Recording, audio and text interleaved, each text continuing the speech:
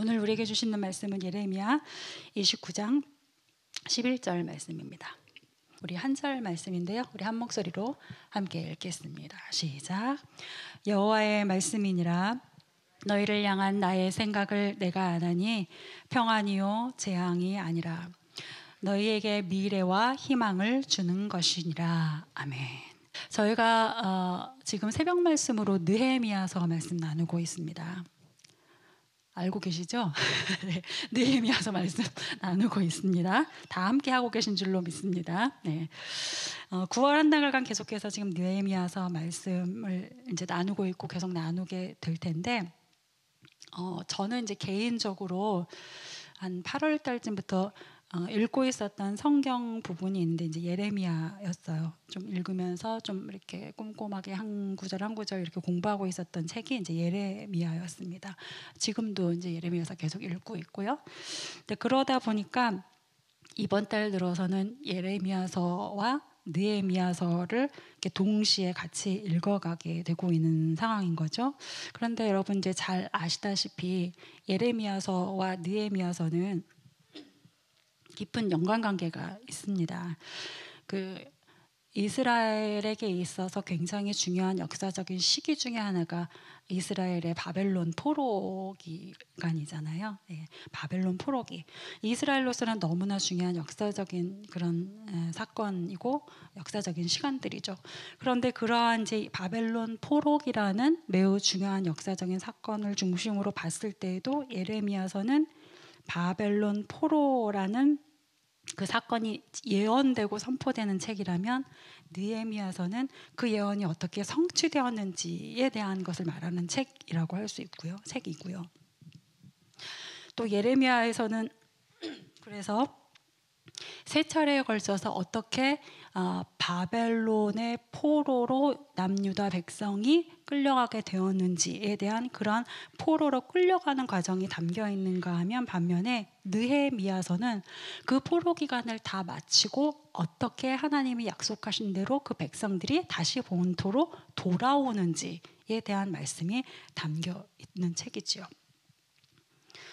그 3년간 세 차례에 걸쳐서 포로로 잡혀간 것이 예레미야서의 책이라면 세 차례에 걸쳐서 돌아온 그 마지막 기간을 설명하고 있는 게 느헤미야서입니다.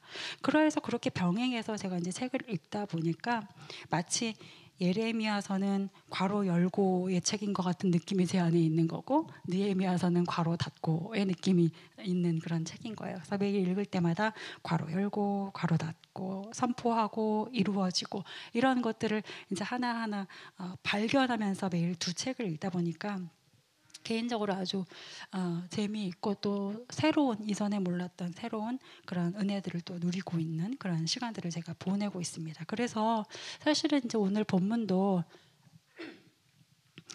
처음엔 느헤미야서 1장으로 할까 한참 고민을 좀 했었어요. 그러다가 새벽 본문이고 여러분이 이미 너무 새벽 본문 느헤미야서 많이 읽으셨을 것으로 제가 믿기 때문에 너무 잘 알고 계실 것이라고 믿기 때문에 충분히 보셨을 것 같아서 그렇죠. 예.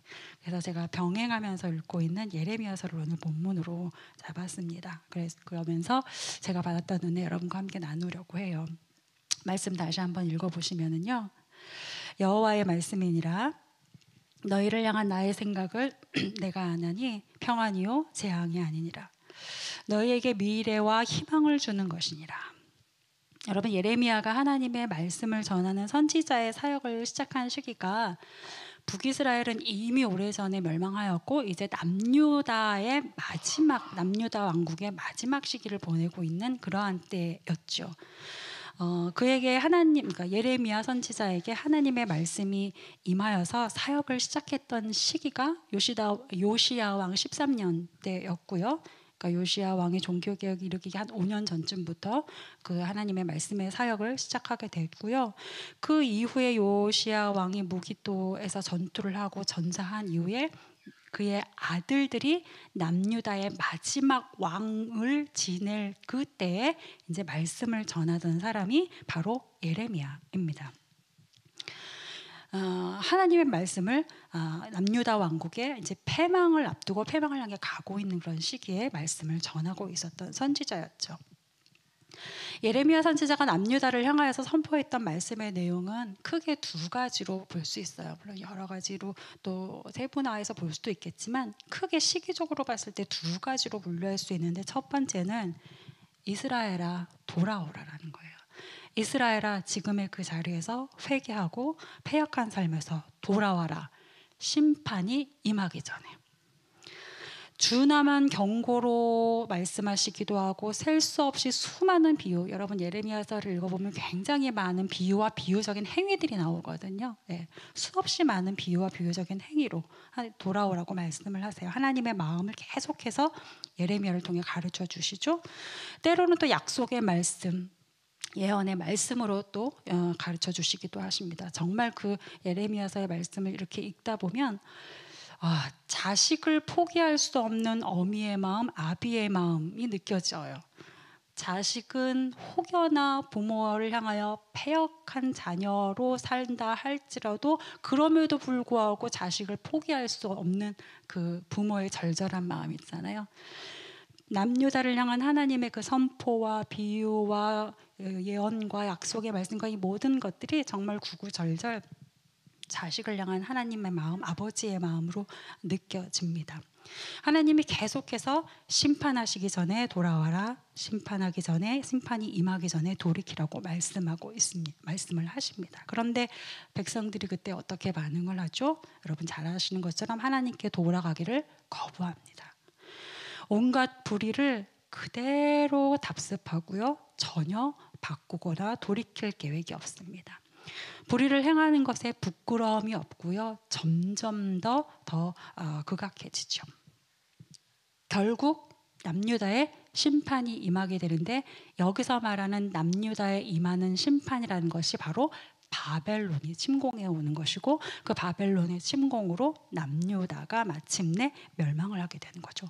그들이 그렇게 사랑하고 그렇게 의지하고 그렇게 자랑했던 예루살렘 성과 성전이 완전히 회파되는 것, 이것이 바로 남유다 왕국의 패망인 것이죠. 예루살렘이 회파되는 건 주전 586년이 결정적이고 마지막의 사건이지만, 사실은 그 앞에서부터 한 604년 뭐 이렇게 그 전부터, 오래 전부터 계속적으로 한 두어 차례에 걸쳐서 바벨론이 계속 남유다를 침공을 해왔어요. 그리고 그렇게 침공해 올 때마다 바벨론은 그냥 가지 않고 남유다의 백성들을 포로로 잡아갔죠. 첫 번째 포로로 잡아갔던 사람들 중에 우리가 잘 아는 사람이 바로 다니엘과 그 세 친구인 거고요. 두 번째 바벨론이 남유다의 백성들을 포로로 끌고 갔을 때 잡아갔던 사람 중에 우리가 알만한 사람이 에스겔입니다. 그렇게 심판이 임하기 전에 돌이키라라고 하나님이 무수히 말씀을 하셨지만 이스라엘 백성은 결코 돌이키지 않았고, 그래서 마침내 결국은 그들이 심판을 자초하여 이스라엘 백성이 심판을 맞이하게 됐을 때 돌아가기를 거부하고 그럴 일이 일어날 리 없다라고 자만하면서 하나님 앞에 변함없이 불의의 길을 걸어가고 있을 때 이 사람들은 그럼에도 불구하고 하나님의 말씀 앞에 돌아서지 못하는 아주 강팍한 모습을 계속 보이죠. 그런데 참 신기한 것은 그렇게 심판이 임하기 전에 돌이켜라라는 말을 믿지 않았던 그 남유다의 백성들은 심판이 임하는 걸 보았음에도 불구하고 또 하나님의 말씀을 믿지 않아요. 사람이라는 게 참 신기한 것 같아요. 사람 안에 있는 이 불의와 죄악된 마음은 참 쉽게 변하지가 않습니다. 모양을 바꿔가면서 계속 불의하고 상황을 바꿔가면서 상태를 바꿔가며 계속 불의하죠. 우리 안에 죄된 본성이라는 것이 있기 때문인 것 같아요. 그러면서 심판이 임하기 전에 돌아오라라는 말을 거부했던 그 사람들은 심판을 목도하고 보면서도 또 하나님의 그 말씀 듣지 않고 하나님을 향하여 그들의 마음을 토로하는데, 하나님이 우리 버리신 건가? 라고 하나님을 원망하기도 하고, 하나님이 우리를 이대로 죽이시는 건가? 라고 하나님을 향하여 날선 말들을 하기도 하죠. 그리고 그럼에도 불구하고 그 와중에는 또 반대로 이것도 금방 끝날 거야 라고 또 안일하게 생각하는 무리들도 있었어요.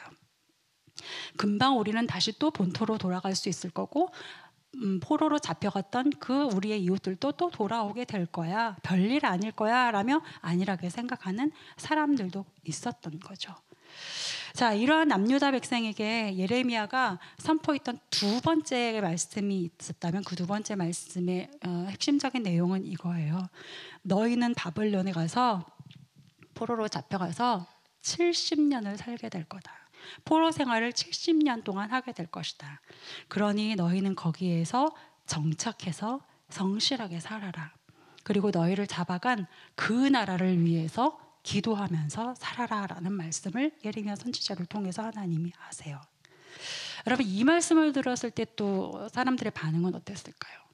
또 심판도 받고 잡혀가는 것도 받고 하나님의 말씀하신 대로 이루어지는 걸 봤으니 돌이킬 법도 한데 아까도 말씀드린 것처럼 사람들은 여전히 바뀌지 않습니다. 심판이 임하기 전에 돌이키라고 했을 때 하나님의 말씀을 거부했던 남유다 백성은 이번에는 정신 차리기를 정말 바라게 되지만 그렇지 않고 70년? 아니야. 2년이면 우리는 돌아갈 수 있어 라는 거짓 선교자들의 말을 더 붙잡아요. 하나님이 분명히 70년을 채워야 된다라고 말씀하셨음에도 불구하고 그들은 거짓 선지자의 입을 통해서 나온 아니야, 한 2, 3년이면 우리는 다시 돌아갈 수 있을 거야 라는 듣기 좋은 말, 듣고 싶은 말을 붙잡죠. 또 누군가는 적반하장으로 하나님이 우리를 버리셨어. 하나님이 우리를 사랑하신다 하더니 우리를 버리셨어. 어떻게 하나님이 우리한테 이러실 수 있지 하면서 하나님을 탓하는 사람들도 있었죠. 참 놀라운 것은 우리가 앞에서 읽었던 오늘의 본문, 그 본문의 말씀이 이러한 생각과 이러한 생각으로 여전히 죄악 속에 있는 사람들을 향해서 하나님께서 주신 말씀이라는 거예요. 여호와의 말씀이니라 너희를 향한 나의 생각을 내가 아나니 평안이요 재앙이 아니니라. 너희에게 미래와 희망을 주는 것이니라. 앞에 설명드렸던 남유다 이스라엘 백성의 상황을 생각하고 이 말씀을 보면 여러분 여기서 하나님이 말씀하시는 너희를 향한의 너희, 이 너희는 하나님의 말씀을 여전히 거부하고 있는 그 너희예요. 계속해서 거짓말에 거짓을 반복하고 있는 그 너희를 말하는 거예요. 심지어 하나님을 믿지 못해서 저 반대편에서는 깊이 낭망하며 좌절하고 있는, 돌이키라, 돌아오면 된다라고 말씀하셨음에도 불구하고 돌이키지 않으면서 하나님이 우리를 이렇게 망하게 하였다라고 믿지 못하고 좌절하고 있는 바로 그 너희들을 말하는 너희예요. 그런데 하나님은 그런 너희를 향해 무엇을 갖고 계세요? 나의 생각을 가지고 계세요. 여기서 나는 하나님이시니까 하나님의 생각을 갖고 계신 거죠. 그들은 비록 하나님의 말씀을 거부하지만 하나님은 그러한 그들을 향한 생각을 갖고 계신 것이고 계속해서 거짓을 만드는 그러한 너희들을 위한 생각을 하고 계시다는 거예요. 그리고 여기서의 이 생각이라는 말은 뭘 한번 이렇게 싹 생각하고 스쳐 지나가는 그런 의미의 생각을 말하는 게 아니고요. 아주 치밀하게 짠 계획을 말하는 거예요. 뭐가 생각났어. 반짝 이 생각을 말하는 게 아니고요.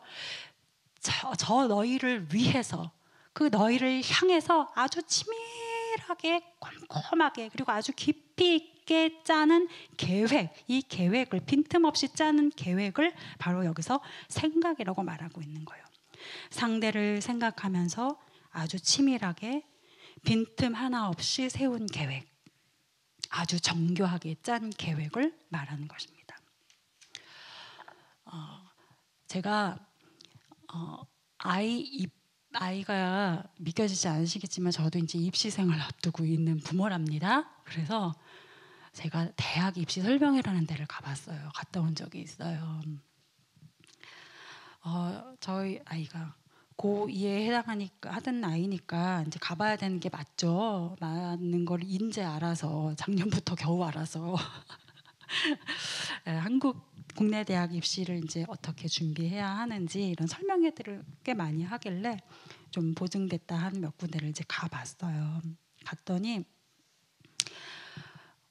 거기 이제 부모님들이 주로 이제 모여 계시잖아요. 그런데 시험 보는 것도 아닌데 이미 그 부모님들 안에 긴장감이 팽팽하게 있더라고요. 네. 그도 그럴 것이 그 입학 설명회를 제가 이렇게 앉아서 들어보니 한국 이제 국내 대학 입시를 어떻게 준비해야 되는지, 또 요즘 입학 추이라고 하나요? 그 추이가 어떤지, 또 올해뿐만 아니라 내년, 내후년, 뭐 한 3년까지 어떻게 경쟁이 이루어질 건지, 어떤 경쟁률이 될 것인지, 뭐 이런 것들까지 다 예상을 하면서 재수를 하려면 어떻게 해야 된다, 삼수는 해도 된다, 안 해도 된다, 문과는 해야 된다, 뭐 온갖 정보들이 정말 마주 폭포수처럼 막 쏟아지더라고요. 엄청난 정보를 쏟아붓더라고요. 그래서 제가 아무것도 모르고 거기 가서 천진난만하게 앉아가지고 듣다가 초반에는 단어와 용어조차도 무슨 말인지 하나도 모르겠는 거예요. 미안해 윤서야.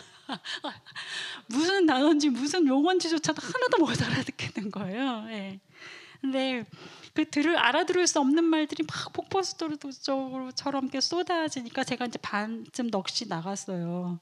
그러다가 이제 그 고비를 조금 넘기고 나면서부터는 제 마음 안에 방금도 고백했는데 아이한테 너무 미안한 마음이 들더라고요. 네. 하나도 못 알아듣겠다. 제가 계속 진짜 속으로 그랬거든요. 윤서야, 나 무슨 말인지 하나도 못 알아듣겠다. 하나도 준비를 못 해놔서 진짜 미안하다. 이런 생각이 절로 들더라고요. 다른 분들과 다른 부모님들과 이렇게 나를 비교를 해보니까 너무 미안하다. 그런 생각이 절로 들어요. 왜냐하면 거기 오신 분들의 대부분은 적어도 제가 보기에는 자녀의 입시 플랜을 아주 많이 짜고 오시고 많이 고민을 하고 오신 분들이에요. 거기만 오신 게 아니라 여러 군데를 이미 다녀보신 분들이고 내 자녀를 위해서 조금이라도 더 정보를 얻기 위해서 이미 들은 것에 더 얻기 위해서 오신 많은 분들이셨더라고요. 그러니까 이미 준비한 입시 플랜에 뭘 놓친 게 없는지, 뭘 더해서 어떻게 빈틈없게 준비해야 하는지, 아이를 위해서 어떻게 해줘야 되는지, 뭐 이런 것들을 많이 생각하고 오신 분들이더라고요. 그런데 이제 그 한가운데 제가 용어도 인색한 모양으로 거기에 앉아서 두어 시간을 듣고 있자니까 아이한테도 너무 미안해지고 마음이 막 이렇게 갑갑해지고 내가 부모가 맞나 막 이런 자괴감도 들고 막 이제 그런 시간이었어요. 여러분, 하물며 인간 부모도 자녀를 위해서 뭔가를 이렇게 열심히 계획을 짜고 준비해요. 저는 부족해서 그렇게 하지 못했던 게 참 미안하기도 하고 그렇지만 어쨌든 세상에 많은 부모들은 또 부모뿐만 아니죠.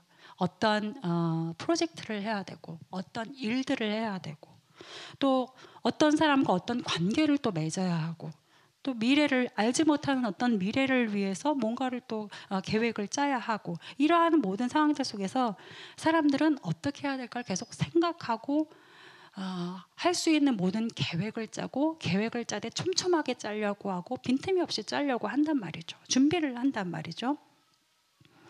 그런데 계획을 죄송합니다. 그런데 누구도 내 자녀를 위해서 또는 내가 맺고 있는 어떤 관계의 상대방을 위해서 또는 내가 이루어야 될 어떤 프로젝트라는 대상을 위해서는 그렇게 꼼꼼하게 계획을 짜고 준비를 한다 할지라도 계획을 나를 거절하는 사람, 나를 믿지 못하는 사람, 또 계속해서 거짓과 불의를 행하는 사람을 위해서 계획을 짜고 철저하게 준비하는 경우는 없죠. 그렇게는 안 하죠. 나에게 해가 되기만 하고 나에게 거짓을 하기만 하고 계속해서 나의 삶을 회방 놓기만 하고 즉 나와 관계를 맺으면 맺을수록 나를 더 고통스럽게 하는 사람을 위해서 그리고 그를 향한 계획을 짜지는 않아요. 그런데 오늘 우리가 읽은 본문에서 하나님은 어떻게 하신다라는 거예요. 하나님의 말씀을 여지껏 거부해온 그 너희를 위해서 계속해서 거짓을 여지껏 일삼아 오고 있는 그 백성 너희를 위해서 심지어는 하나님의 말씀을 듣지 못하고 붙잡지 못하고 좌절하며 하나님을 원망하고 있는 그 저희들을 위해서 향해서 계획을 짜고 계시다는 거예요. 계획을 갖고 계시다고 말씀하고 계세요. 정성 들여서 계획을 세우고 완벽하게 계획을 세운다라고 말씀을 하고 계세요. 그리고 그렇게 세우신 하나님의 생각, 하나님의 계획을 아는 분은 내가 아니니 너희를 향한 나의 생각을 내가 아나니라고 말씀하고 있죠.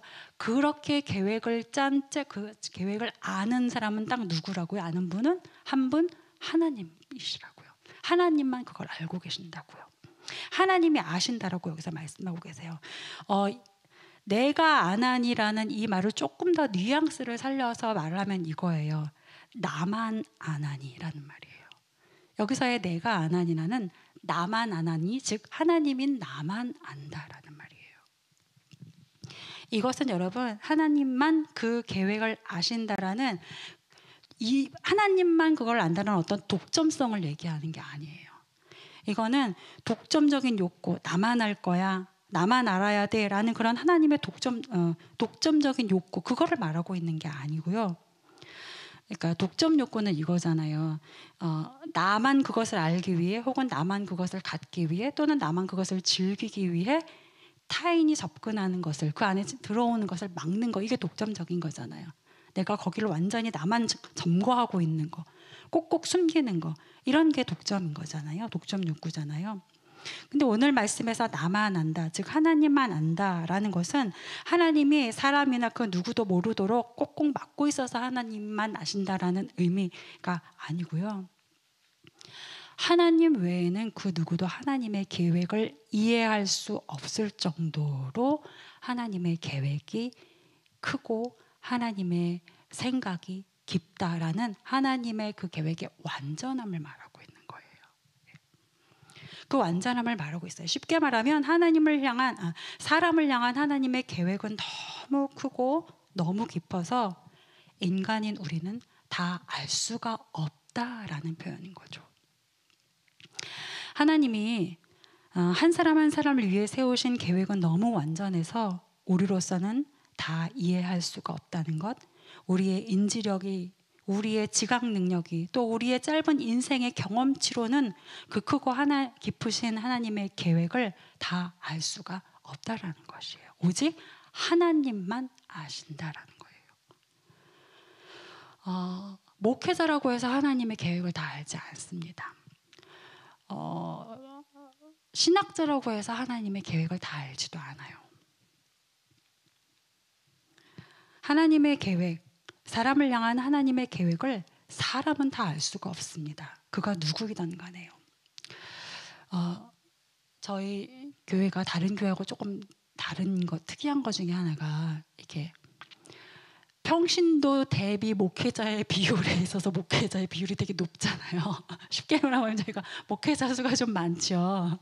그래서 저희가 한 지난 주간쯤에 목회자들끼리 한번 이렇게 모였었어요. 그래서 같이 모여서 이런저런 얘기를 좀 이제 나눔을 했었는데, 뭐 우리 교회에 대한 얘기도 좀 했고, 앞으로 우리가 어떻게 할 것인가, 뭐 이런 각자에게 주신 마음에 대한 얘기도 했었고, 하나님의 뜻이 뭘까를 서로 물으면서 이제 질문하기도 하고 답하기도 하고 생각해 보기도 하고 이런 시간들을 좀 가졌었어요.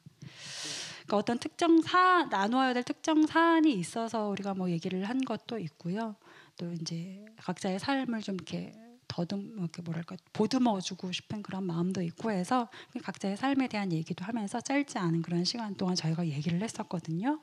그런데 그때 저희가 했던 말 중에 가장 많이 나온 말이 뭐게요? 모르겠다는 말이에요. 저희가 했던 말들 중에 굉장히 많이 나온 말 중에 하나가 하나님의 뜻이 뭔지 진짜 모르겠다라는 거였어요. 죄송합니다. 저희가 목회자인데 모여서 그렇게 얘기를 했어요. 도대체 모르겠다. 하나도 모르겠다. 특히 저는 말끝마다 계속 그렇게 얘기한 것 같아요. 모르겠어요. 뭔지 모르겠어요. 이게 잘하고 있는지 모르겠어요. 하나님의 뜻이 뭔지 모르겠어요. 그렇게 계속 얘기했던 것 같아요. 여러분, 저희를 긍휼히 여겨주십시오. 저희도 하나님의 계획을 잘 모릅니다. 목회자이지만 부끄럽게 잘 모릅니다. 하나님의 계획을 모를 때가 있습니다. 성도라는 이름으로 우리 모두가 살고 있고, 목회자인 우리 역시 또 성도이기에 성도라는 이름으로 살고 있지만, 때론 세상 사람들처럼 하나님 뜻에 미련할 때도 있고요. 세상 사람들보다 더 하나님 앞에 더 우리가 무지한 거 아닌가라는 자괴감이 들 정도로 하나님의 계획을, 그 생각을 모를 때가 있습니다. 다만 하나님의 계획은 다 몰라도 계획하시는 하나님이 선하신 분이시라는 것, 그것을 알기 때문에 하나님의 계획은 다 모를지라도 선하신 하나님을 믿고 가려고 노력하고 있는 거죠. 적어도 믿음으로 한 걸음을 한 걸음 가겠다라는 그 믿음의 경주에서만큼은 세상에 부끄럽지 않기 위해서 하나님의 은혜를 구하고 쉬지 않고 기도하고 있는 것이죠. 오늘 본문도 우리에게 이렇게 말씀을 하고 있어요. 너희를 향한 나의 생각을 내가 아나니 평안이요 재앙이 아니니라. 너희에게 미래와 희망을 주는 것이라. 평안이요 재앙이 아니니라. 여기서 평안은 다른 말로 하면 평강, 똑같은 말이고요. 우리가 자주 하는 샬롬을 말하는 거죠. 예. 여러분, 성경은 무수히 많은 곳에서 하나님을 평강의 하나님이라고 말합니다. 우리의 하나님은 평강의 하나님이라고 소개하고 있죠. 하나님이 평강의 하나님이시기 때문에 그 하나님이 세우신 계획은 우리가 온전히 다 알지는 못할지라도 우리에게 평강을 주시려는 계획을 갖고 계시구나라는 것을 우리가 확신할 수 있는 것입니다. 미래와 소망을 주는 것이니라. 여러분, 이것도 마찬가지로 성경은 우리 하나님이 희망, 곧 소망의 하나님이시라고 말하고 있어요. 로마서 15장 13절에 소망의 하나님이 모든 기쁨과 평강을 너희에게 충만하게 하신다라고 말하고 있거든요. 하나님이 소망의 하나님이시기 때문에 우리가 미처 하나님을 다 알지 못한다고 할지라도 그 소망의 하나님이 우리에게 이루려고 하시는 것은 소망이요, 내일이라는 것을 바라볼 수 있게 하는 희망이라는 것이 분명함을 우리가 확신할 수 있게 되는 것이죠. 여러분, 이 믿음을 잃지 않는 저와 우리 모두가 될 수 있길 바랍니다.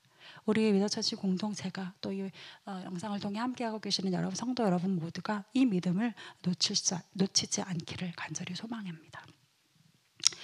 되게 신기한 것은 우리가 하나님의 계획을 온전하게 알지도 못하고 알아서가 아니라 믿고 다 알지 못하지만 알아서가 아니라 믿고 한 걸음씩 그렇게 순종을 해 가다 보면 하나님은 믿고 가는 그 한 사람 한 사람에게 알게 하시는 축복을 또 부어주실 때가 있어요.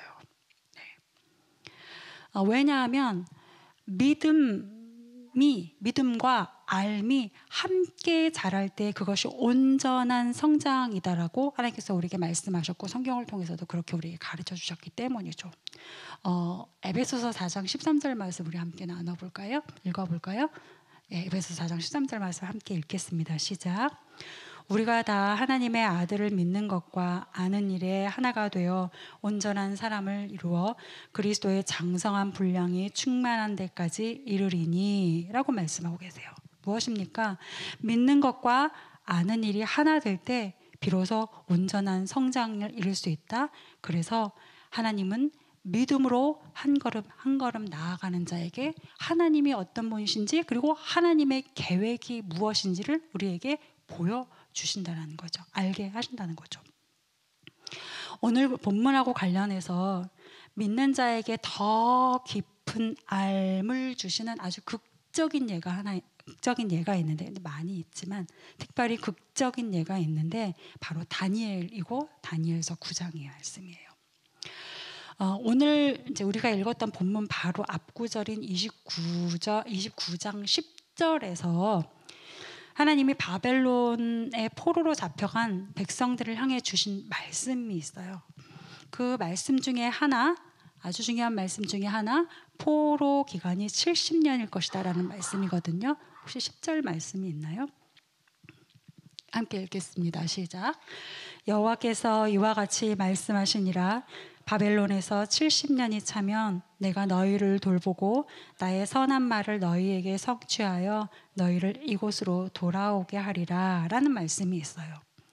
사실 이 예언은 예레미야가 이때 했던 예언보다 더 앞서서 그러니까 유다 백성이 1차로 바벨론의 포로로 끌려갔었을 당시에도 한 번 더 먼저 주셨던 말씀이에요.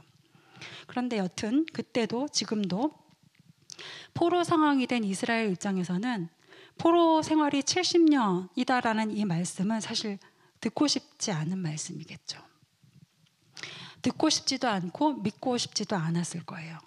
이 말씀 앞에 또 주시는 말씀이 몇 가지 있는데 그곳 바벨론에 정착하여 살아라, 그곳 바벨론의 평안을 구하며 살아라 등등 하나님께서 바벨론 포로 상황에 있는 유다 백성들에게 함께 주신 여러 말씀들이 있어요. 달갑지 않은 말씀들이 있어요. 그러나 그런 여러 달갑지 않은 말씀 중에서도 가장 이 유다 백성들이 듣고 싶지 않은 말은 단연코 이거였을 거예요. 너희의 포로 기간이 70년이다라는. 그런데 이 믿기지 않고 믿고 싶지도 않은 예언을 듣고 믿은 사람이 있는데 그게 바로 다니엘이에요. 다니엘은 여러분 아까도 말씀드렸지만 1차 바벨론 포로 기간 때 바벨론으로 끌려갔었던 사람이에요. 아주 소년 시절이었을 때 끌려갔었죠. 한 14, 15세 정도. 네. 그리고 근데 다니엘과 그 세 친구들은 그곳에서 우리가 잘 아는 바대로 믿음을 지키며 포로 생활을 했어요. 그리고 급기야는 바벨론의 총리로까지 올라가게 되죠.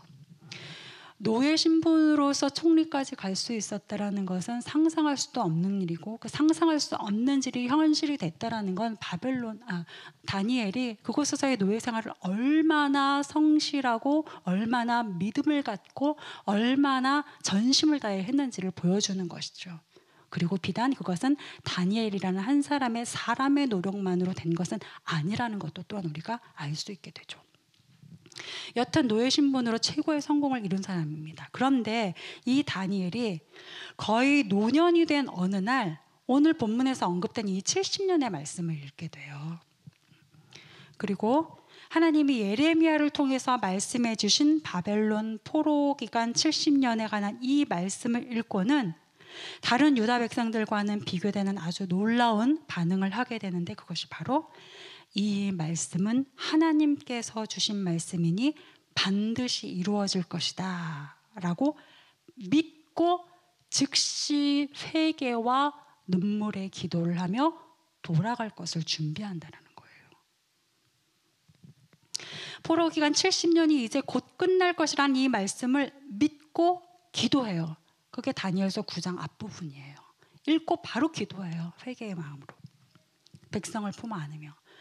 그런데 여러분 우리가 다니엘이 어떤 유년 시절부터 우리 알잖아요. 뭐 사자굴도 알고 우리 다 알잖아요. 그렇죠? 그런 다니엘의 믿음을 잘 알고 있는 우리로서는 다니엘이라면 당연히 그렇게 해야지라고 생각하기 쉬운데 그렇게 생각하기 쉬운 이 상황은 사실 여러분 당연하지 않을 수 있습니다. 당연하지 않아요. 왜냐하면 여러분 그게 누구이든 무언가를 믿음으로 받아들인다는 것은 결코 당연할 수가 없어요.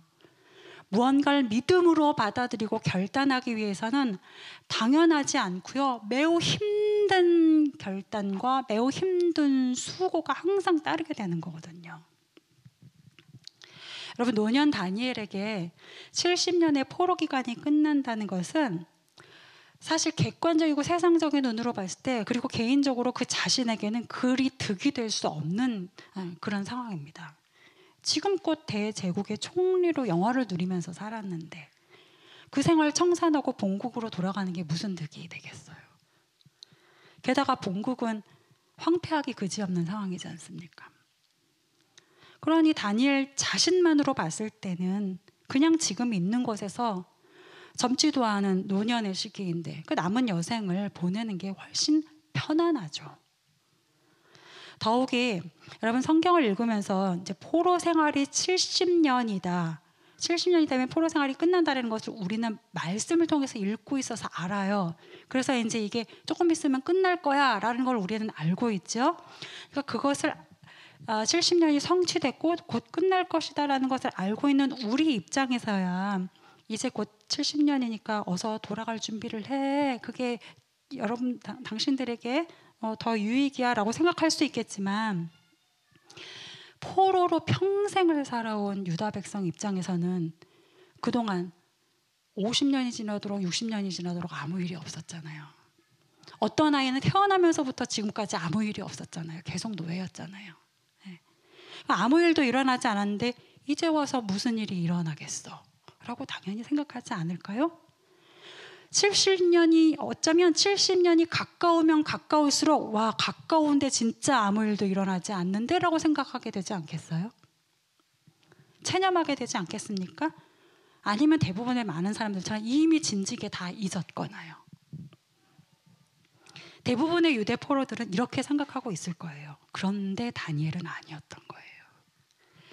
예레미야 선지자를 통해서 주신 말씀을 믿었어요. 하나님이 하신 말씀이니까, 선하신 하나님이 하신 말씀이니까 반드시 이루어질 거라고 믿었어요. 그리고 기도했어요. 그러자 어떤 일이 일어난 줄 아십니까? 다니엘서 9장 뒷부분에 보면 하나님이 그 70년의 말씀의 의미를 알고자 그 70년의 뜻이 무엇인지 정확하게는 모르겠지만 정말 이루어질까 내심 그러한 마음을 갖고 있는 다니엘이 기도하고 있는 모습을 보면서 하나님이 천사 가브리엘을 보내셔서 다니엘이 믿음으로 받은 그 70년의 의미가 무엇인지 어떤 일이 일어날 것인지를 하나하나 보여주세요. 가르쳐주세요. 설명을 해주시는 내용이 다니엘서 9장 뒷부분의 말씀이에요.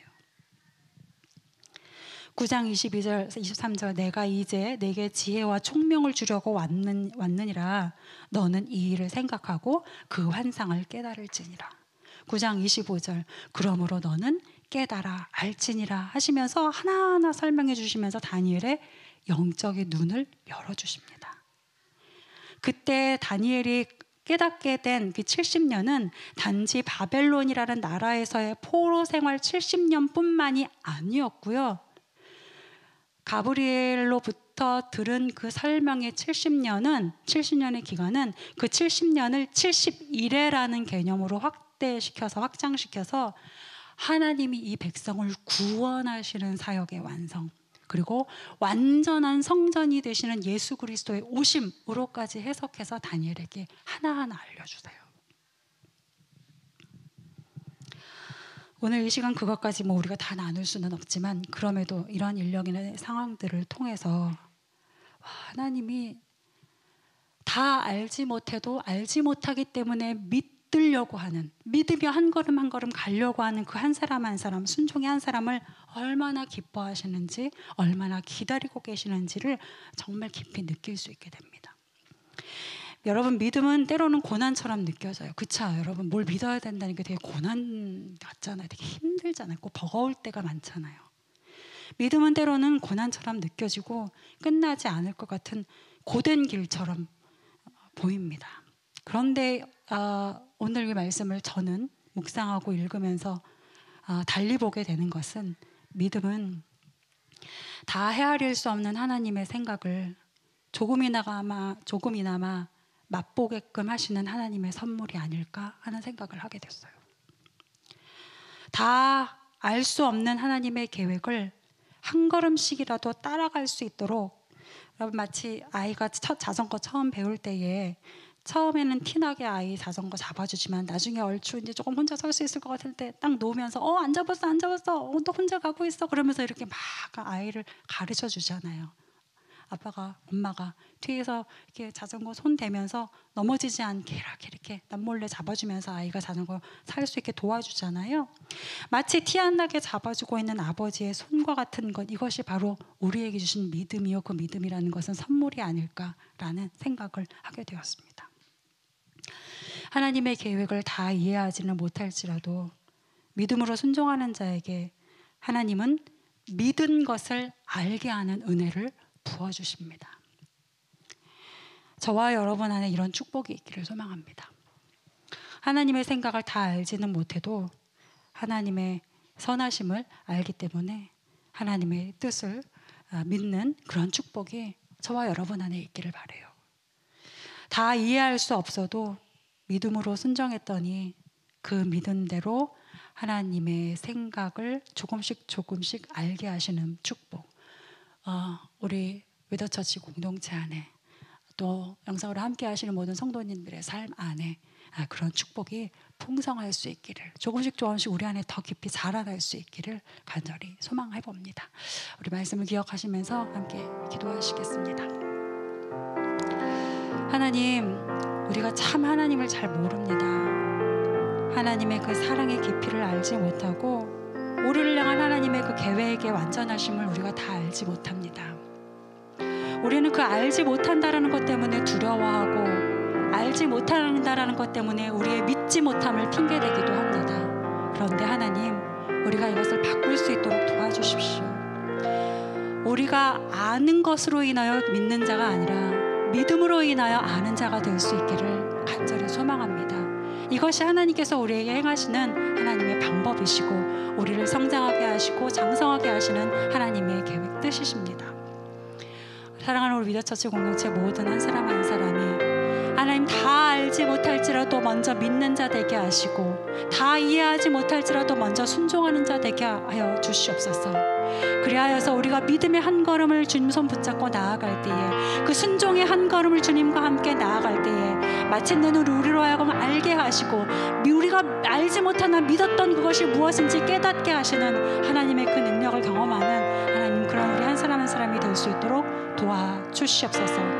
하나님은 우리가 알기보다 하나님을 신뢰하며 하나님을 믿기를 더 원하십니다. 오늘 우리가 그것을 깨닫사오니 하나님 그렇게 살겠노라고 결단하며 하나님 그렇게 살 수 있도록 주여 우리를 도와주시옵소서. 또 하나님께 은혜를 구하는 이 시간 되게 하여 주시옵소서. 우리 말씀 기억하며 함께 기도하시겠습니다. 아버지 하나님, 오늘도 말씀을 통하여서 우리에게 깨닫게 하시고 알게 하십니다. 하나님은 우리를 너무 사랑하시고 자녀된 우리를 향하여서 완전하신 계획을 갖고 계십니다. 그런데 우리는 그 하나님의 완전한 계획을 다 알지 못한다라는 것으로 인하여 두려워하고, 한 걸음 내디디라고 말씀하실 때에 하나님 알지 못하여 두려워할 수 없습니다라고 많은 핑계를 대며 하나님, 우리는 그 자리에 서 있곤 합니다.